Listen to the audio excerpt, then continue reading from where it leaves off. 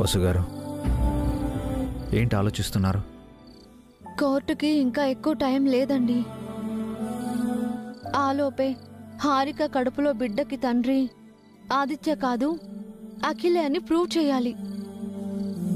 ఇంత తక్కువ టైంలో మనం ఏం చేయలేం వసుగారు. ఆ టైం మనకు సరిపోదు. మరెలాగండి?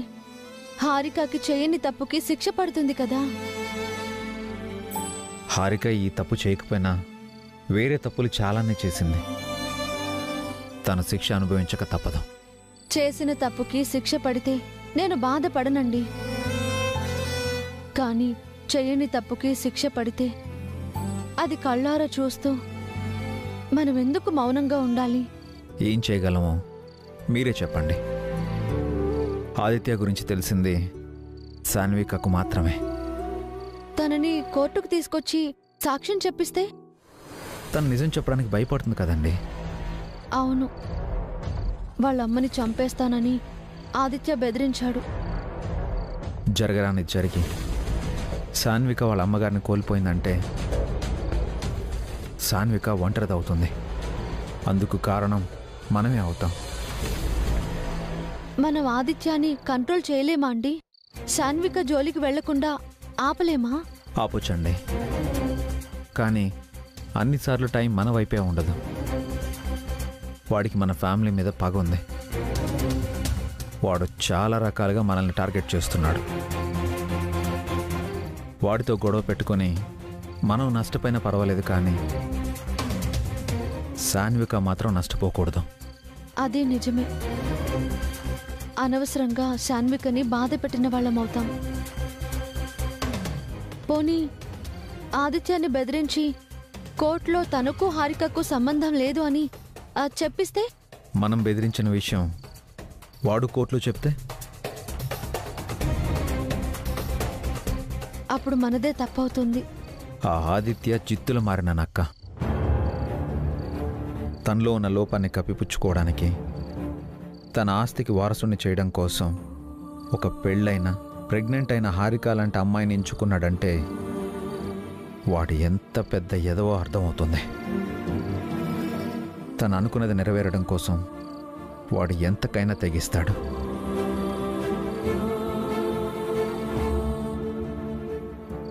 వాడిని మనం పిలవక్కర్లేదండి. రేపే వాడు కోర్టుకొచ్చి హారిక బేబీకి తనే ఫాదర్ అని చెప్పినా చెప్పొచ్చు. అప్పుడు మనం ఏం చేయలేం. ఎస్, డిఎన్ఏ టెస్ట్ చేయిస్తే? నాకు ఆ థాట్ ముందే వచ్చిందండి. టెస్ట్ రిజల్ట్ రావడానికి మినిమం 4 to 5 days పడుతుందండి. మనకి చాలా తక్కువ టైం ఉంది. జడ్జి గారికి ఏదో ఒకటి చెప్పి పోస్ట్పోన్ చేయలేమా? ఇప్పటికే ఈ కేసు చాలాసార్లు వాయిదా పడింది. ఇంకోసారి వాయిదా అడిగితే జడ్జి గారు ఒప్పుకోరు. ఆయన ఒప్పుకున్నా అమ్మ అఖిల్ అంగీకరించరు. మరి ఎలా అండి? ఏం చేయాలి? ఫైనల్గా ఒకటే దారి ఉంది. ఏంటండి? హారికకు స్కానింగ్ చేయించడం.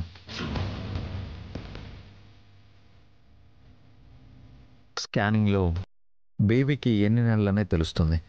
దాన్ని బట్టి కరెక్ట్ అండి. ఆదిత్యకు హారికతో పరిచయం తక్కువ రోజులే.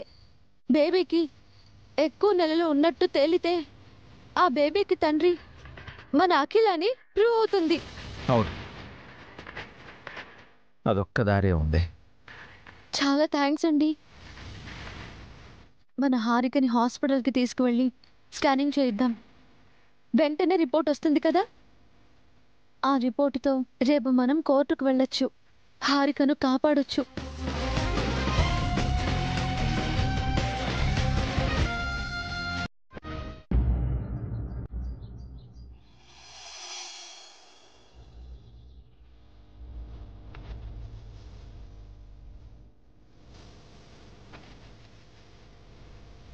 ఏంటే టెన్షన్గా ఉన్నావు?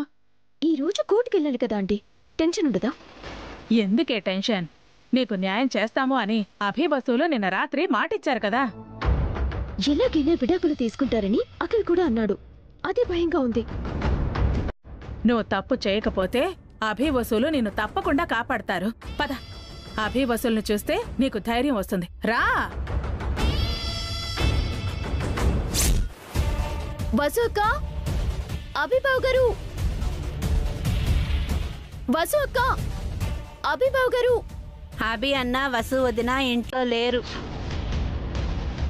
ఎక్కడికి వెళ్ళారు? ఏవో తెలీదు. ఈ టైంలో వసు అక్క, అభిబావ్ గారు ఎక్కడికి వెళ్ళాలంటే కోర్టుకు వెళ్ళాలి కదా. ఫోన్ చేయవే.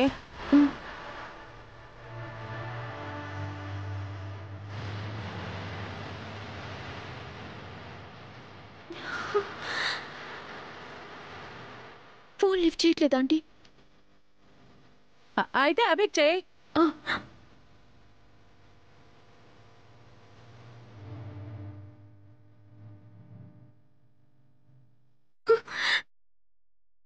బావగారు కూడా ఫోన్ లిఫ్ట్ చేయట్లేదు. ఫోన్ ఎత్తకుండా అభి వసూలు ఏం చేస్తున్నారు? అసలు ఎక్కడికి వెళ్ళుంటారు? అభి వసూలకు కాదు, మీరు 1000 దేవుళ్ళకి మొక్కుకున్నా ఈరోజు విడాకులు రావడం ఖాయం.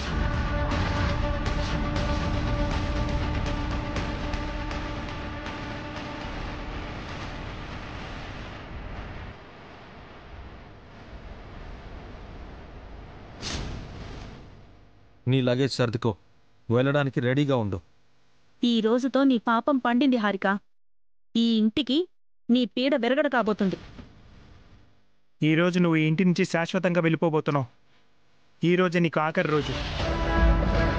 అభి వసూలు ఉండగా మీరు హారికని పంపించలేరు. న్యాయమే గెలుస్తుంది.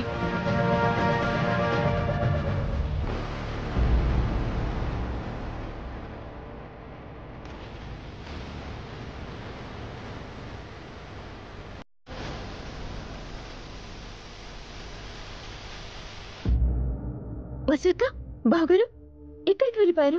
ఫోన్ చేస్తుంటే లిఫ్ట్ చేయట్లేదు. నీ గురించే హాస్పిటల్కి వెళ్ళొస్తున్నాం హారిక.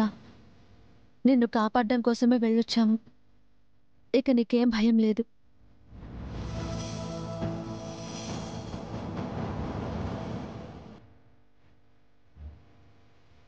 అంటే నా తప్పు ఏమీ లేదని తెలిసిందక్క. నిజం తెలిసింది. నీకు ఎలాంటి న్యాయం చేయాలో అలాంటి న్యాయమే చేస్తాను. నువ్వేం వరి అవ్వకు. థ్యాంక్ యూ సో మచ్ అక్క. మీరు ఇంట్లో లేకపోయేసరికి నా గుండె ఆగిపోయినంత పనైంది.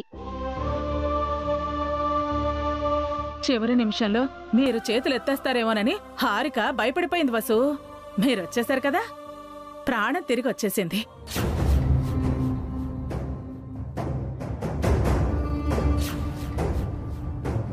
నా వైపు ఎవరున్నా లేకపోయినా బావ మీరుంటే చాలక్క. నేను గెలిచేస్తాను. నిన్ను గెలిపించే బాధ్యత మాది హారిక. నువ్వు కోరుకున్నది, నువ్వు ఆశించింది నీకిస్తాము.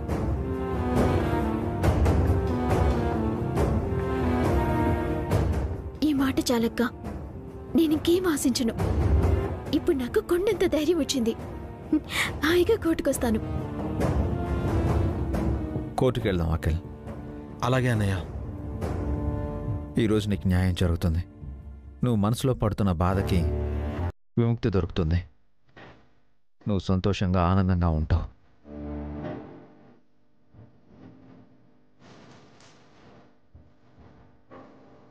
నేను మీ వదిన నీకు మంచి చేస్తాము.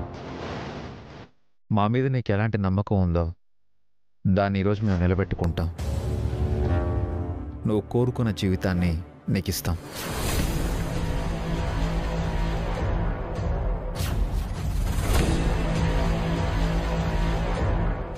ఏంటే అభిగడేదో తేడాగా మాట్లాడుతున్నాడు? అఖిల్కి న్యాయం చేస్తాను అంటున్నాడు. అభిబావ్ గారు కరెక్ట్ గానే చెప్తారు కదా ఆంటీ. అఖిల్కి న్యాయం జరగటం అంటే నీకు అన్యాయం జరిగినట్టే కదే. కాదు, వసు అక్క నాకు న్యాయం చేస్తానంటుంది. అంటే నా బేబీకి ఫాదర్ అఖిల్ అని ప్రూవ్ చేస్తారు. ఆ రకంగా అఖిల్కి న్యాయం జరిగినట్టే కదా. నాకేదో తేడాగా ఉంది. అమ్మా, అన్నయ్య, వదిన, ఇన్నాళ్ళు మనం ఒక అపార్థంలో ఉన్నాం. మంచి చెడుల మధ్య ఊగిసలాడుతూ ఉన్నాం. ఈ రోజుతో అపార్థాలన్నీ వీడిపోతాయి. అందరం సంతోషంగా ఉంటాం. అవునత్తయ్య, ఎవరు కోరుకున్న జీవితం వాళ్ళకి దొరుకుతుంది.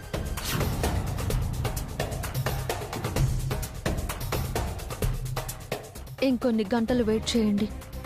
జరగబోయే న్యాయాన్ని మీ కళ్ళారా చూస్తారు. కోర్టులో అఖిలే నా బీబీకి ఫాదర్ అని చెప్తారు. వారసుని కనబోతున్నందుకు నాకు సగం ఆస్తిస్తారు. నేను హ్యాపీ. నాకెందుకో డౌట్గా ఉంది. అభి వసూలు నీ కొంప ముంచే పనేదో చేసొచ్చారని నాకు అనుమానంగా ఉంది. మీకన్నీ డౌట్సా అండి? నాకు ఆస్తి రాగానే మీ షేర్ మీకు ఇచ్చేస్తాను.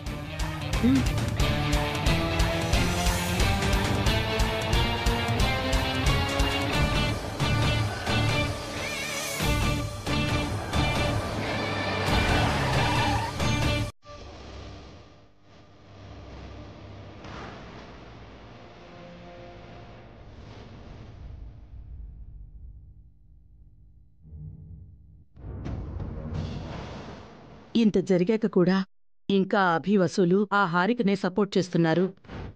ఇన్నాళ్ళు కలిసికట్టుగా ఉన్న కుటుంబం ఈరోజు హారిక వల్ల 2 ముక్కలయింది. బాధపడకండమ్మా, దేవుడున్నాడు. లోపలికి వెళ్దాం పదండి.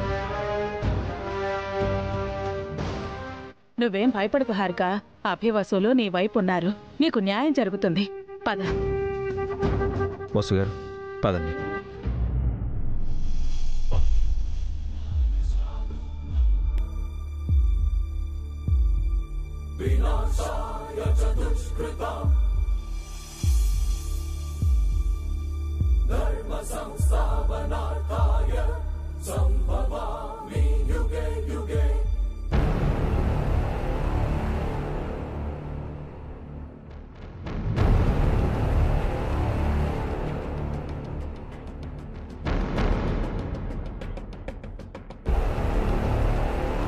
Yes, proceed.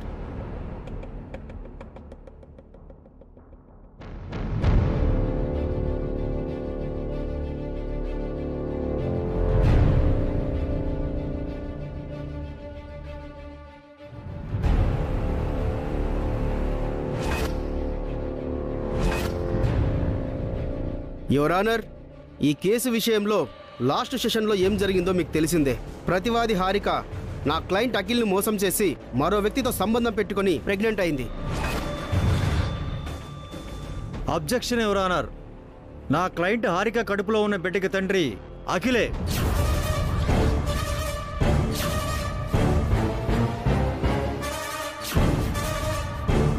అది మీరు నిరూపించగలరా? Yes your honour. నా క్లయింట్కి హారిక తరపున శ్రీమతి వసుంధరాదేవి గారు కోర్టుకు తగిన సాక్ష్యాధారాలు సమర్పిస్తారు.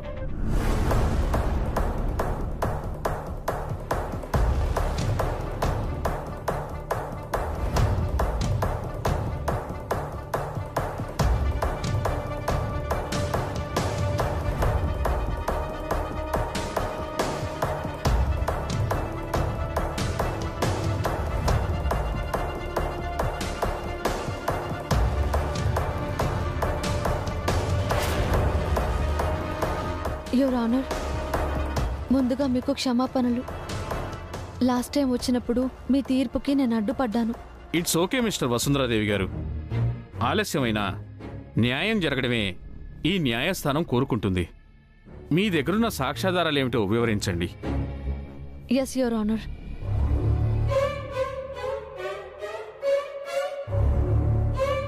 తను హారిక నా మరిది అఖిల్ని ప్రేమించి పెళ్లి చేసుకుంది. ఉన్నత చదువులు చదువుకుంది. కొన్ని విషయాల్లో మొండిగా ప్రవర్తించిన చిన్నపిల్ల, తెలియని తనమని చాలాసార్లు సర్దుకుపోయాము. తను కొన్ని తప్పులు చేసినా క్షమించరాని తప్పులు చేయదు అని మా నమ్మకం.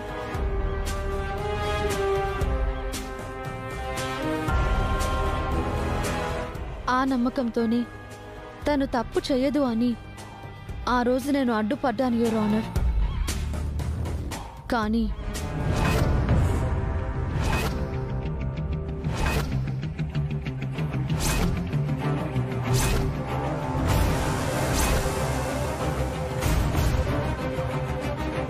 మా నమ్మకం వమ్మయింది.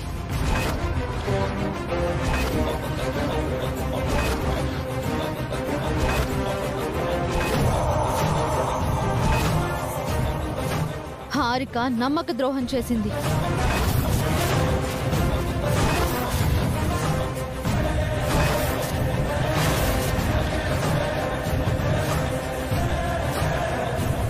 చెయ్యకూడని, క్షమించరాని తప్పు చేసింది.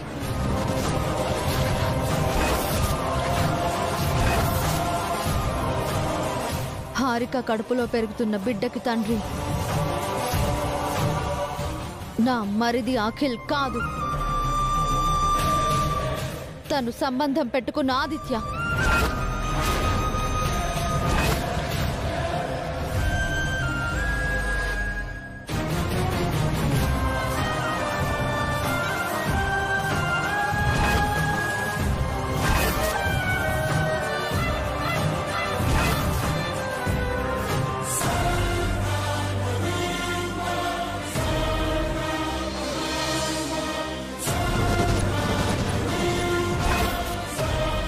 కానీ ఆ రోజు మీరు ఆదిత్య సంసారానికి పనికిరాడు అని చెప్పారు.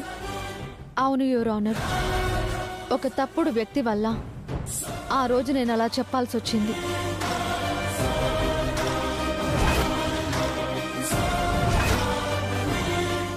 నా భర్త అభిరామ్ గారు నేను హాస్పిటల్కి వెళ్ళి ఎంక్వైరీ చేశాం. ఇప్పుడు హారికకు 4వ నెల.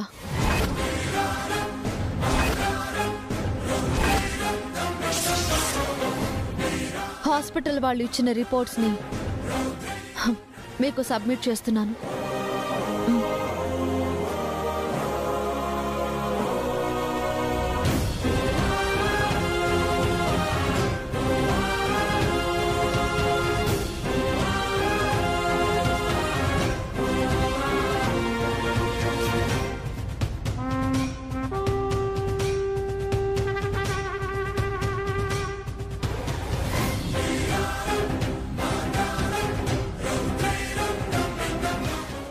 నెలల క్రితం జరిగిన ఒక ప్రమాదంలో నా మరిది అఖిల్కి తన 2 కాళ్ళు చచ్చుబడిపోయాయి.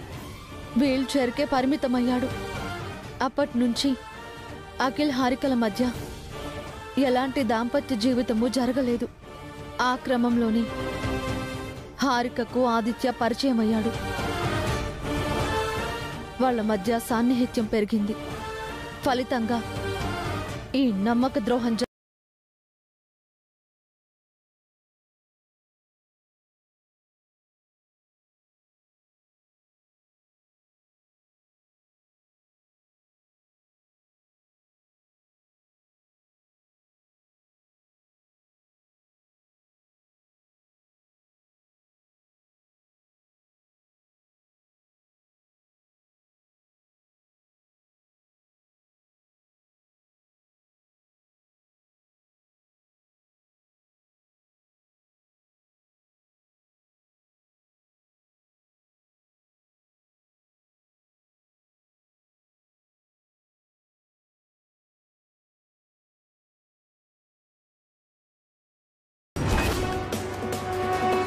మీరొకసారి ఈ రిపోర్ట్స్ని పరిశీలించండి.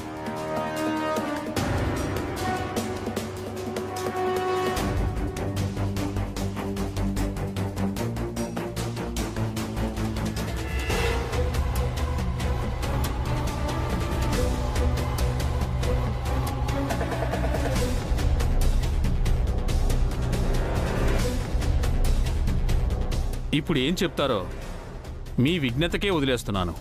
I'm sorry your honour.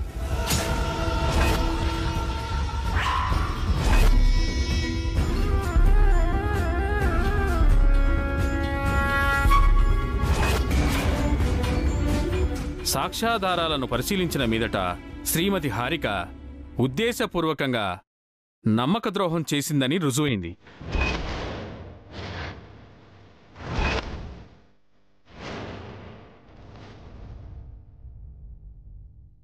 పరస్పరం నమ్మకం, విశ్వాసం లేని దంపతుల మధ్య సయోధ్య, సఖ్యత కుదరడం చాలా కష్టం. బాధ్యత లేని బంధాన్ని ఈ న్యాయస్థానం క్షమించదు. బాధితుడు అఖిల్ మానసిక స్థితిని ఈ కోర్టు అర్థం చేసుకుంది. అఖిల్ కోరిక మేరకు హారికతో తన వివాహ బంధాన్ని రద్దు చేస్తూ వారికి విడాకులు మంజూరు చేయడమైనది.